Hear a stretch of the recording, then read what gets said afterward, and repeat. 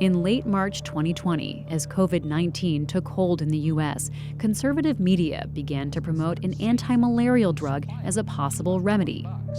So in a lot of ways, hydroxychloroquine is the ideal medicine. If it turns out to be an effective treatment against coronavirus, things will change fast in this country and for the better. I feel good about it. That's all it is, just a feeling. I'm a smart guy. I feel good about it. The president's top scientists were more cautious. Is there any evidence to suggest that, as with malaria, it might be used as a prophylaxis against COVID-19? No, the answer is no, and the evidence that you're talking about, John, is anecdotal evidence. But unlike his predecessors, Trump was skeptical of the science. There's reason to believe that it could be successful here. Now, the reason I disagree with you, and I think Tony would disagree with me, but the reason I disagree with you is that we have a pandemic. We have people dying now. He has been unwilling often to listen to the experts in his own administration. He has contradicted them, he has belittled them, he has at times pushed them off to the side. Can you continue to do your job when the President of the United States is publicly questioning your credibility in this way? You know, George, I don't know how to address that. I'm just going to certainly continue doing my job. Studies would show hydroxychloroquine was not effective in treating COVID-19, but it was still pushed as a miracle cure in the dark corners of the internet, and the president never stopped believing. I happen to think it works in the early stages. I think frontline medical people believe that too, some, many. And so we'll take a look at it. That's not the kind of thing you have seen in past presidents. They have been willing to rely on experts. They've been willing to trust the science on some of these things.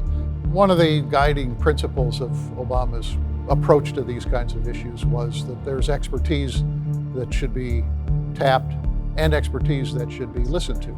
If we're guided by the science, the facts, not fear, then I'm absolutely confident that we can prevent a serious outbreak here in the United States, and we can continue to lead the world in this urgent effort.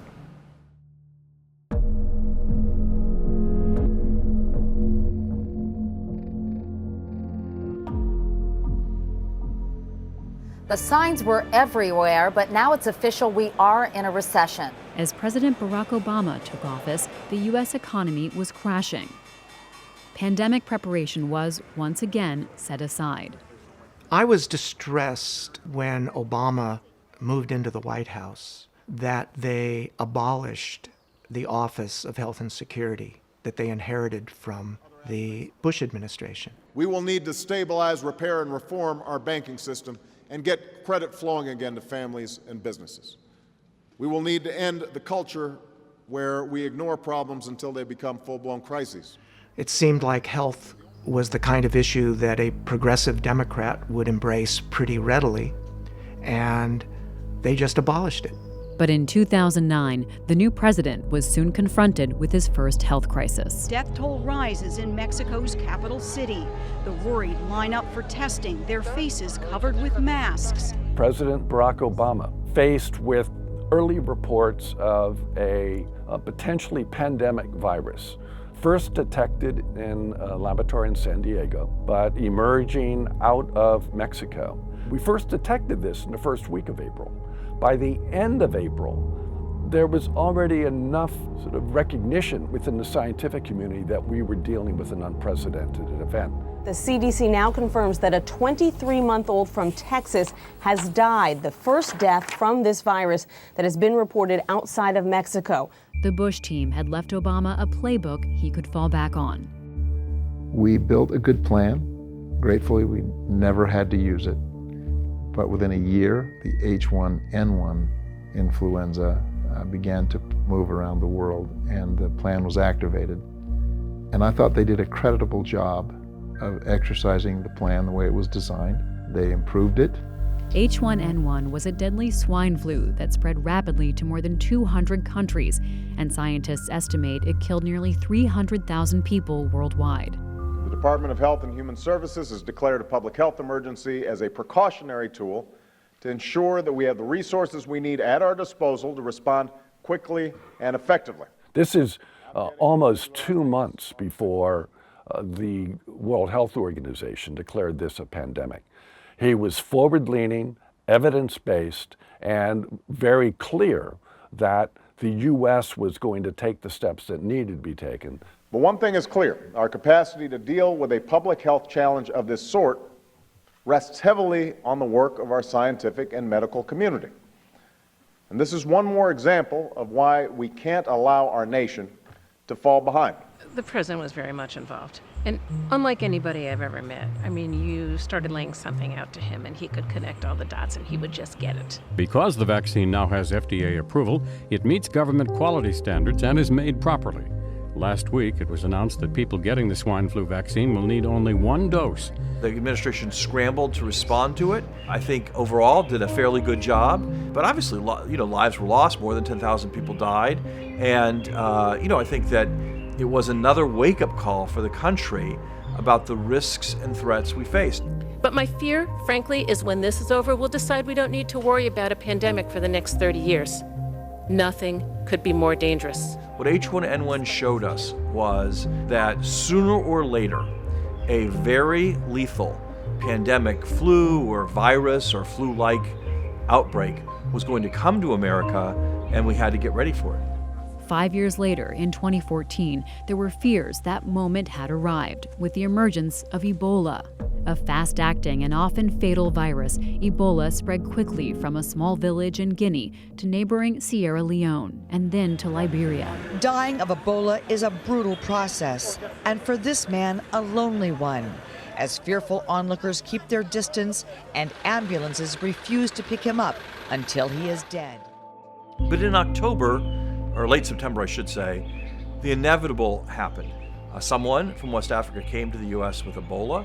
They arrived in Dallas. They were misdiagnosed.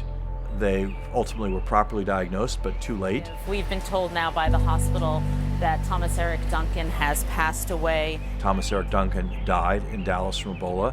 In the course of his treatment, 2 nurses involved in his treatment also got Ebola. There was a lot of anxiety about that, a lot of confusion, a lot of uncertainty.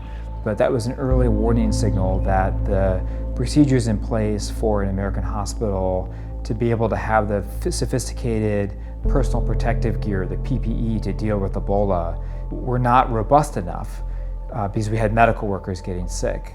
So we knew right then that we had to do a lot more on the home front. Patients can beat this disease, and we can beat this disease. But we have to stay vigilant. We have to work together at every level, federal, state, and local. So President Obama had launched what we called the whole of government response. He'd said to 14 federal agencies, you're supposed to do whatever you can to help fight this disease overseas and at home. And when you're talking about all these different agencies, the only real place where you can coordinate them all is at the White House. It may be appropriate for me to appoint an additional person, not because the 3 of these folks have not been doing an outstanding job, I should mention, and Susan Rice, my national security advisor. It's not that they haven't been doing an outstanding job really working hard on this issue, but they also are responsible for a whole bunch of other stuff. To handle the Ebola crisis, Obama chose Ron Klain, the vice president's chief of staff. And he is the right person to make sure that we are integrating the interagency response. He wasn't looking for someone to second-guess Tony Fauci or second-guess Nikki Lurie or second-guess Tom Frieden. He was looking for someone to take their medical and scientific expertise and do the hard work of turning that into a reality. I've said before that doctors, nurses, researchers, they beat diseases, but logistics beat pandemics. I think we're nearing a pivot point in this where the number of new cases overall in West Africa is somewhat stabilized, but this won't be done until we get all the way to 0. It's like a forest fire, a few embers burning, and the thing can reignite at any time. Everybody knew that Ron Klain had the direct connection with the president and with Susan Rice, the national security advisor. They knew that if he asked them to do something, it was as if the president was speaking. It made all the difference. As the virus raged, Obama faced pressure from Republican leaders to impose a travel ban. I believe it is the right policy to ban air travel from countries that have been hit hardest by the Ebola outbreak. There were tremendous political pressures on President Obama at the time of Ebola. And I recall very vividly one day, it was a beautiful day and a weekend, where he had to make decisions on border closures around Ebola. And I knew that there was one option that was scientifically sound and one that was more politically sensitive. We were all on pins and needles waiting to see which way the president would go. Trying to seal off an entire region of the world, if that were even possible, could actually make the situation worse. It would make it harder to move healthcare workers and supplies back and forth. Experience shows that it could also cause people in the affected region to change their travel, to evade screening, and make the disease even harder to track. And he chose the scientifically sound option, even at a political cost. And I remember that I was very moved by that day, thinking about what an amazing government we have, where the science decisions trumped the political considerations. And throughout, we are going to be guided by the science. Not by speculation, not by fear, not by rumor, not by panic, by science. So you looked and you said, here's all the air travel coming out of West Africa. Let's go ahead and funnel it through a couple of airports, for example, and let's screen everybody when they come in. And then we can keep the borders open, because keeping the borders open is essential to the economy, all of these countries. Conservative backlash was fierce. Among Obama's harshest critics was the man who would one day replace him. This concern about Ebola has served as a kind of wake-up call to hospitals. Health departments across this country determined not to repeat any of the mistakes we saw made in Dallas. Obama's team worked to ensure that hospitals were prepared. Our hospitals were not ready for something like this. And so one thing we did very quickly in the fall of 2014 was to create a system of 3 tiers of medical centers. Wound up with 100 hospitals at all 3 tiers, ready to go, ready to do intake, ready to protect our country. I mean, part of this is treating people who are sick, but another part of this is making sure those people don't get other people sick.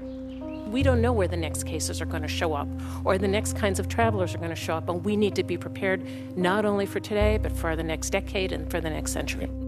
In West Africa, Ebola killed more than 11,000 people, but in the U.S., there were only 11 confirmed cases and 2 deaths. We dodged the bullet on Ebola in the United States. It could have been a real problem. We got on top of it. And as a result, perhaps it made it look just too simple to people. Maybe it looked like, look, this wasn't a big deal, not a problem. All the warnings were overstated.